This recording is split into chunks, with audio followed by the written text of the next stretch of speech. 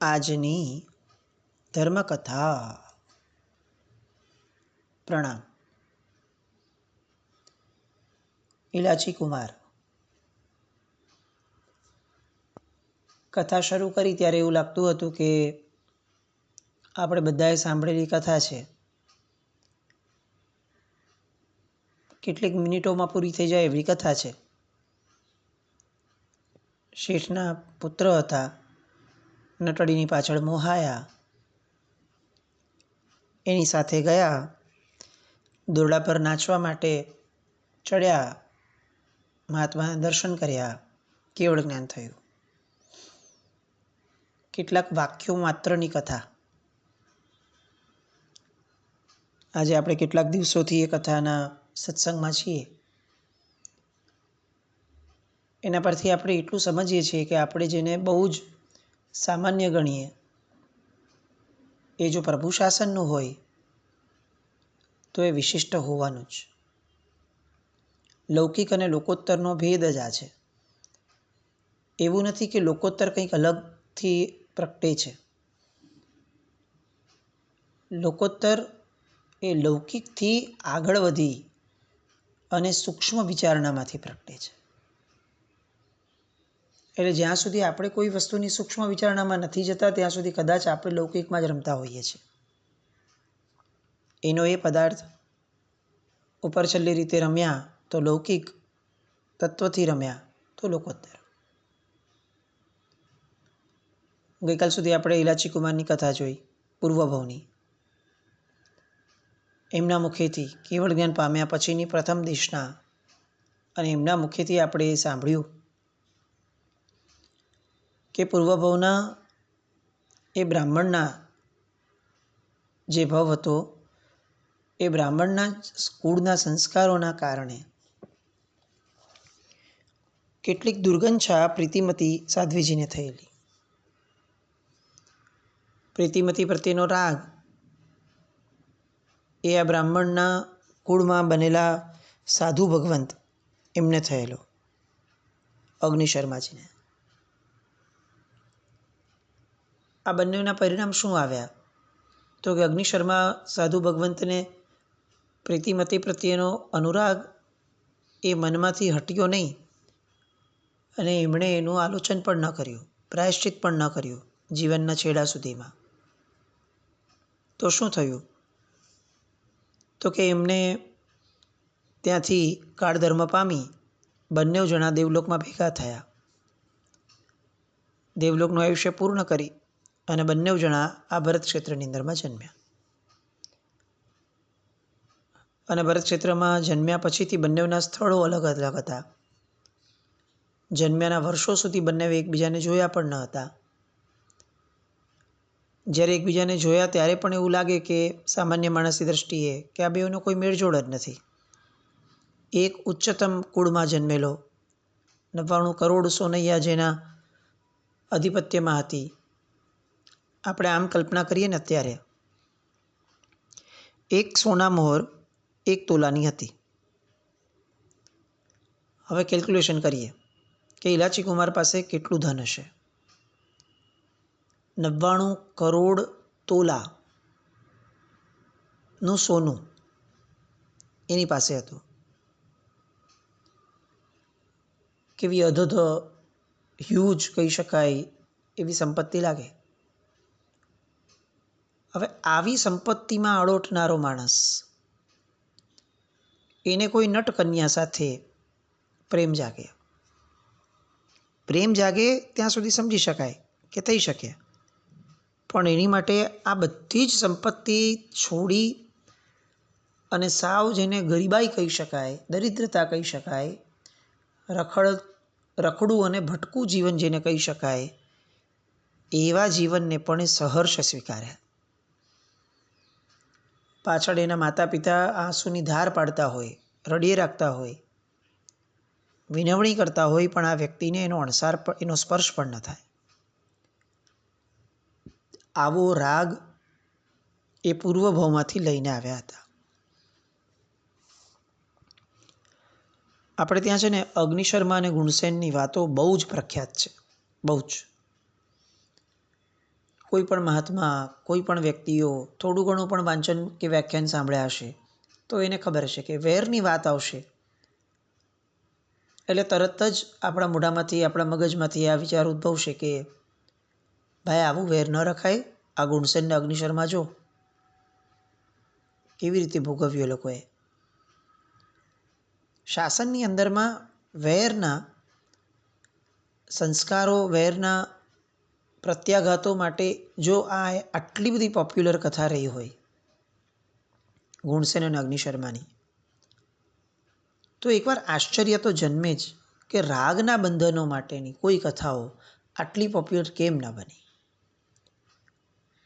કારણ કે જો વેર ભવાંતરમાં ભેગું આવે છે તો રાગ પણ ભેગો આવે જ છે. વેર ભયાનક છે તો રાગ ક્યાં ઓછો ભયાનક છે. આ રાગના બંધનોની ભયાનકતા ઇલાચી કુમારની કથામાંથી એટલી સરસ રીતે સમજાય.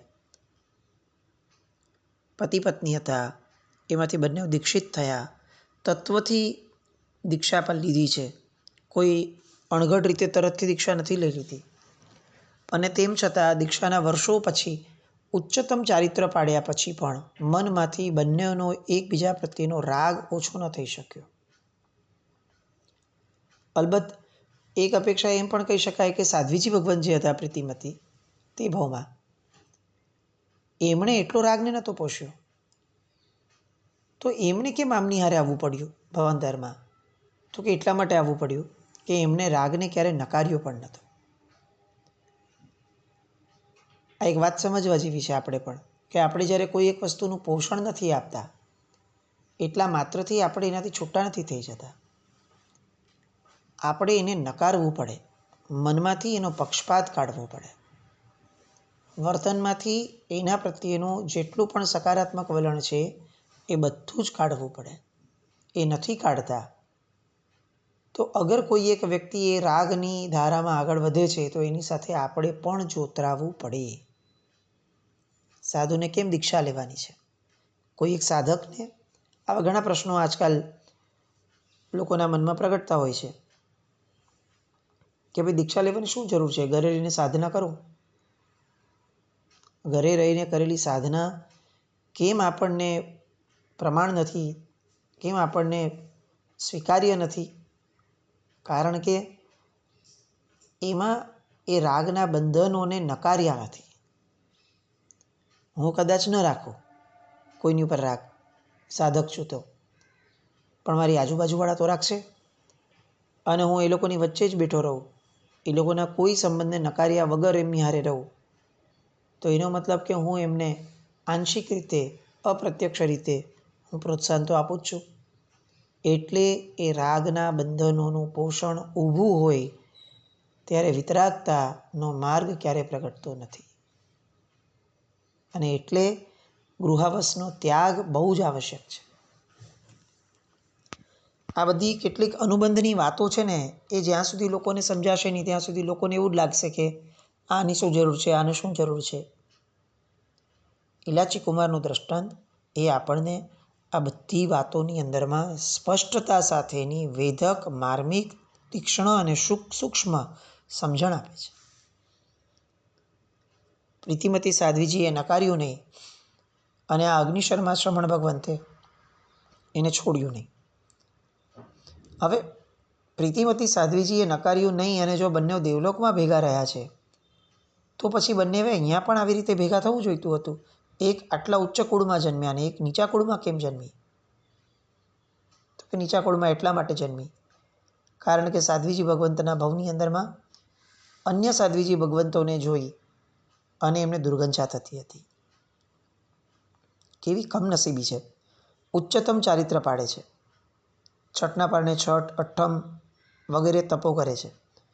તપ કરે છે એનું એટલું મહત્ત્વ નથી, જેના કરતાં વધુ મહત્ત્વનું એ છે કે પોતાના ગુરુની જે કે છે એ તપ કરે છે. એટલે ગુરુ આજ્ઞા પાલન સૌથી મોટો ધર્મ શ્રમણ તરીકેનો એ એમનામાં બહુ સરસ રીતે પ્રગટેલો છે. આટલું જ સુંદર જમાપાસું હોવા છતાં એમણે કેમ એક નટડી તરીકે, નટકન્યા તરીકે જન્મવું પડ્યું? કારણ કે માતૃસંડેલ ગયા પછીથી અન્ય સાધ્વીજી ભગવંતો હાથ પગની શુદ્ધિ એવી નથી કરતા જેવી શુદ્ધિની હેબિટ એમને હતી બ્રાહ્મણ તરીકે, અને એની દુર્ગંધા એ એમને નડી.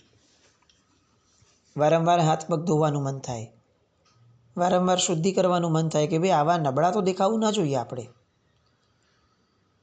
જે ભાઈઓને કે બહેનોને એવું બહુ લાગતું હોય ને કે મારે વારે ઘડીએ ફેસ વોશ વાપરવો છે, મારે વારે ઘડીએ સ્પ્રે કરવું છે, શું ને શું વપરાતું હોય છે, જે પણ ડીઓ સ્પ્રે, આ બધા લોકોએ આ ચરિત્રના ઊંડાણમાં જવું જોઈએ અને આ ગંભીરતાને સમજવી જોઈએ કે સાધ્વીજી થયા પછીથી, ઉત્તમ ચારિત્ર પાડ્યા પછી પણ ફક્ત એક શરીરની દુર્ગંધા એને લક્ષ્યમાં રાખી તો બીજા ભવની અંદરમાં નટકન્યા તરીકે જન્મવું પડ્યું. આ બધી વાતો આપણને આ ચરિત્ર આપે છે, એક અમર ચરિત્ર કે જે ચરિત્રના કારણે અનેક રાગના તોફાનો આપણા જીવનમાં જ્યારે જ્યારે પ્રગટે છે ત્યારે ત્યારે એની ભયાનકતા સમજાવી અને આપણને એનાથી રોકવા માટે એક સક્ષમ માઇલસ્ટોન કહી શકાય એવું દૃષ્ટાંત પૂરું પાડે છે. આજે આપણે આ કથાના સમાપન તરફ છીએ. ઇલાચીકુમાર કેવલી પોતાનો પૂર્વભવ કહે છે અને પૂર્વભવ જણાવી અને લોકોને સમજાવે છે કે આ રીતે દુર્ગંછા નામનો અધર્મ ન કરવો જોઈએ, આ રીતે રાગના બંધનથી મુક્ત થવું જોઈએ. જુઓ, મેં રાગના બંધન બાંધ્યા તો મારે ભટકવાનું થયું. એક બહુ સામાન્ય વાત આની હારે આપણે કદાચ વિચારી શકાય કે રાગના બંધન નટકન્યાના, રાગના બંધન ઇલાચીકુમારના, એ અંતે તો એમને કેવળ જ્ઞાન તરફ લઈ જનારા જ થયા ને. નહીં તો પેલી નટકન્યા જે હતી એના જીવનમાં તો કોઈ વિચારણા જ નહોતી. એને તો પેલા મહાત્માનું દર્શન પણ નહોતું કર્યું, એને તો આવા કોઈ દર્શનથી અંદરમાં વિચારણાઓનું તોફાન પણ નહોતું પ્રગટ્યું. તો એમને કેમ કેવળ જ્ઞાન થયું? કારણ કે એમનો ઋણાનુબંધ એક એવા આત્મા સાથે હતો કે જે આત્મા પોતે વિચારશીલ છે, એવા આત્મા સાથે હતો કે જે આત્મા પૂર્વનું એક શુદ્ધિનું બળ લઈને આવ્યા છે, એવા આત્મા સાથે ઋણાનુબંધ હતો કે જે આત્મા શુરાતન લઈને આવ્યા છે. એને ઘર છોડવું હતું તોય શુરાતન હતું, અને અત્યારે સંસાર છોડવાની વાત આવી તો પણ શુરાતન તો પ્રગટેલું. આપણો સંબંધ જ્યારે જ્યારે કોઈ શૂરવીર આત્માઓ સાથે થશે ત્યારે ત્યારે એના અનુબંધ આપણને કંઈક ને કંઈક ઉપયોગી બનતા જ હશે. આપણે ઘણીવાર આવું વિચારીએ છીએ કે આ મારો કલ્યાણ મિત્ર છે કારણ કે એણે મને સામાન્ય રીતે કંઈક ધર્મની અંદરમાં જોડ્યો છે. વાત સાચી છે, એ ઉપકારી છે, પણ અનુબંધ કોની સાથે જોડવા એનું સિલેક્શન જ્યાં સુધી આપણા જીવનમાં નહીં પ્રગટે ત્યાં સુધી તકલીફ એ થશે કે આપણે બધા જ સામાન્ય વ્યક્તિઓ સાથે પણ જોડાતા થઈ જશું. કોઈ એક વ્યક્તિને સાધનામાં આગળ વધવું છે ત્યારે એની પ્રાથમિક જરૂરિયાત શું કીધી છે? તો કે એકાંત અને અસંગ. હવે બિચારો નવો છે, સાવ એકલામાં પોતાને બહેર નહીં કરી શકે, પોતાની સેલ્ફને કંટાળી જશે. કેમ આવી આકરી શરત રાખો છો? તો કે એટલા માટે કારણ કે ગમે તેવા વ્યક્તિ સાથેનો અનુબંધ એનો ભવાંતર એ રિસ્કમાં મૂકી દેશે, એની પર પ્રશ્નચિહ્ન ઊભા કરશે. એને કોઈની પણ સાથે જોતરાઈ જવું પડશે જો એણે અનુબંધ ઊભા રાખ્યા છે તો. એટલે સૌથી પહેલાં એકાંત અને પછી મનથી બધાના અનુબંધ છોડી અને અસંગ. આપણે પણ કંઈક સાધના માર્ગે સંચરવાના પ્રયત્ન તો કરીએ છીએ. આપણે પણ આપણા જીવનની અંદરમાં કયા વ્યક્તિની સાથે રહેવું, એનું સિલેક્શન, એની ચોઈસ, એનું પ્રેફરન્સ એ જો ઊભું નહીં કરીએ અને દરેકે દરેક વ્યક્તિઓ સાથે વ્યવહારની રૂએ જોડાતા રહેશું, અનુબંધો ઊભા રાખશું, મનથી કોઈ ડિનાયલ મોડ પર નહીં આવીએ કે ભાઈ મારો આ રાગ આ સંબંધ પ્રત્યે પક્ષપાત નથી, એને જે કરવું હોય તે કરે, મારા જેટલા ઉદય છે એટલા હું એની સાથે પૂરા કરું, બહુ પ્રેમથી પૂરા કરું, પણ એના સિવાય મારું પોતાનું કોઈ અટેચમેન્ટ નહીં હોય. આવો વિચાર જ્યાં સુધી નથી કરતા ત્યાં સુધી એ આત્મા જ્યાં જશે એની પાછળ આપણે ભટકવું પડે એવી શક્યતાઓ ઘણી વધારે રહેશે. આપણે નટકન્યાની જેવું બનવું જોઈએ કે જેને અનુબંધ પણ રાખ્યા તો એવા વ્યક્તિ સાથે રાખ્યા કે જે વ્યક્તિ અંતે એમને વિતરાગતા તરફ લઈ ગયા. ઇલાચી કુમાર અને પેલી નટકન્યાની અમર કહાણી આપણે શરૂઆતમાં લીધું હતું કે લૌકિક જીવનમાં કેટલા બધા આવા પ્રેમ કહાનીના દ્રષ્ટાંતો આપણે સાંભળીએ છીએ. અમારો લોકોત્તર પ્રેમ પરમાત્માના શાસનનો એનું આ અમર દ્રષ્ટાંત છે. પ્રેમ કેવો હોય તો કે વિતરાગ બનાવે એવો હોય. રાગ કેવો હોય તો કે વિતરાગતા તરફ લઈ જાય એવો હોય. અને એટલે આ દ્રષ્ટાંત અજોડ છે. એસ્પેશિયલી આજની પેઢીને તો ખાસ સંભળાવવા જેવું છે, કારણ કે એને તો બિચારાને રાગ અને પ્રેમનો ડિફરન્સ જ નથી ખબર. એને તો રાગ જવા દઈએ, એને તો વાસના અને પ્રેમ એ બેનો ડિફરન્સ પણ બિચારાને નથી ખબર. એને તો આજનું આખું વાતાવરણ એ વાસનાને જ પ્રેમ સમજાવે છે. જ્યાં સુધી એની સમજણ એ એના સ્તરથી એને સમજાવવામાં નહીં આવે ત્યાં સુધી એને કુટાવા સિવાય બીજું કંઈ નહીં હોય. પરમાત્માના શાસનમાં જન્મેલું બાળક, પરમાત્માનું શાસનને પામીને આગળ વધતા વ્યક્તિઓ એ શુભના માર્ગે અગર આગળ નહીં વધે તો શુદ્ધનો માર્ગ એને ક્યાંથી મળશે? બસ આ બધા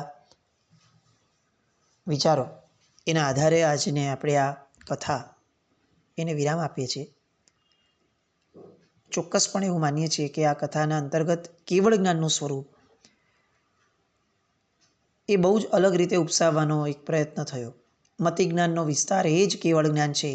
આ હાઇલાઇટેડ ફીચર પૂજ્ય મુક્તિદર્શન સૂરી મહારાજ સાહેબ હંમેશા આ વસ્તુ કહેતા કે શ્રુત જ્ઞાન એનો તો આધાર છે મતિ જ્ઞાનને, પણ બાકી તો એ અપ્રત્યક્ષ જ્ઞાન છે. એટલે જીવને કેવળ જ્ઞાન કોણ આપશે? તો કે જીવને કેવળ જ્ઞાન એના પોતાના મતિ જ્ઞાનનો વિસ્તાર આપશે. શ્રુત એ તો સહાયક બળ છે. શ્રુત મતિમાં પરિણમવું જોઈશે. આ આધાર પર આપણે પણ આગળ ચાલીએ, આપણા પોતાના મતિ જ્ઞાનનો વિસ્તાર વધારીએ. નોજીવની જેમ અજીવની જેમ ન ચાલીએ. આપણે જીવ છીએ, ચૈતન્યપૂર્વક આરાધના કરીએ, ચૈતન્યતાપૂર્વક જીવન જીવીએ. આપણા દરેકે દરેક પ્રસંગમાં, દરેકે દરેક વર્તનમાં આપણો ઉપયોગ હોય એવું જીવન જીવીએ. આવું કંઈક આપણી સાથે થાય એવું આ કથાના માધ્યમથી આપણે શીખીએ, સમજીએ. આ કથા જેમ આપણે આગળ લખ્યું હતું એમ કે એક રાસ રચ્યો હતો. એ રાસના આધારે આપણે આ કથા લીધી છે. આ રાસ કોણે રચ્યો હતો? તો કોઈ મુનિ જ્ઞાનસાગરજીએ આ રાસ રચ્યો હતો. આશો સુદ બીજ સંવત 1719 વર્ષે શેખપુર નામના ગામની અંદરમાં આ રાસની રચના થઈ હતી. જેમના ગુરુ મણિક સાગરજી હતા, એમના ગુરુ લલિત સાગરજી હતા અને એમના ગુરુ વિધિ પક્ષના એ સમયના ગચ્છાધિપતિ ગુણરત્નસુરીજી હતા. એ ગુરુ પરંપરાના આધારે, એ ગુરુ પરંપરાની કૃપાથી આ જ્ઞાનસાગર મુનિજીએ જે રાસ રચ્યો, આપણે એ રાસને માણ્યો, આપણે એ રાસને ગાયો. આ રાસ આપણા જીવનમાં અનેક રાસ પ્રગટાવે. આમ રાસની ઘણી વ્યાખ્યાઓ છે. એમાંનું એક વ્યાખ્યા છે કે જે રસ પ્રગટાવે તે રાસ. આપણે ગુજરાતીઓ રાસ અને ગરબા શબ્દથી બહુ જ પરિચિત છીએ. આ રાસના અને ગરબાના અનેક પ્રકારો છે, અનેક આશયો છે. ગરબો એ ફક્ત નૃત્ય નથી, એક આખી શક્તિ પૂજા છે. એના ગોળ ગોળ ફરવું એના પણ કારણો છે. વિષયો અલગ છે, આપણે એમાં નથી જતા, પણ મૂળમાં રાસનો એક બહુ જ મજાનો અર્થ છે કે જે જીવનમાં રસ પ્રગટાવે તે રાસ. આજે આપણે ઇલાચી કુમારનો રાસ સાંભળ્યો. આપણે ઈચ્છીએ કે ઇલાચી કુમારના આ રાસથી આપણા જીવન પ્રત્યે રસ પ્રગટે. આપણી પોતાની કેવળ જ્ઞાનની જે ધારા અંદરમાં ઊભી છે, સત્તામાં સૂતી છે, એને જગાડવાનો આપણો રસ પ્રગટે. આપણે ઉપયોગવંતા બનીએ. આપણે ક્યાં રાગ રાખવો અને ક્યાં ન રાખવો, ક્યાં અનુબંધો ઊભા રાખવા ક્યાં ન રાખવા, એની સમજણવાળા બનીએ. અને દરેકે દરેક પ્રસંગને સૂક્ષ્મતાથી જોતા શીખીએ. બસ આવું કંઈ. ઇલાચી કુમારનો આત્મા અત્યારે સિદ્ધશિલા પર બિરાજમાન છે. નટકન્યાનો આત્મા અત્યારે સિદ્ધશિલામાં બિરાજમાન છે. પેલા રાજા અને રાણીનો આત્મા બિરાજમાન છે. એ બધાના આત્માઓ આપણી પર કૃપા વરસાવે. એ સિદ્ધના જીવો આપણને શુદ્ધ બનાવવા તરફ અગ્રેસર કરે એમની કૃપા. એવી એક કૃપા પ્રાર્થના સાથે આખા ઇલાચી કુમારના ચરિત્ર દરમિયાનમાં જીનાજ્ઞા વિરુદ્ધ કંઈ પણ બોલાયું હોય અથવા એમના ચરિત્રથી વિપરીત વિરુદ્ધ અથવા અલગ રીતે કંઈ પણ લેવાયું હોય તો તે બદલ ત્રિવિધે મિચ્છામિ દુક્કડમ. કોઈનું પણ હૃદય દુભાયું હોય, ક્યાંય પણ કોઈ પણ ક્ષતિ રહી ગઈ હોય તો એ પૂર્ણપણે બોલનાર વ્યક્તિની અવળીમતીનો જ પરિણામ છે. એ સ્વીકાર સાથે જીનાજ્ઞા વિરુદ્ધ કંઈ પણ બોલાય તો મિચ્છામિ દુક્કડમ. જૈનમ જયતિ શાસનમ.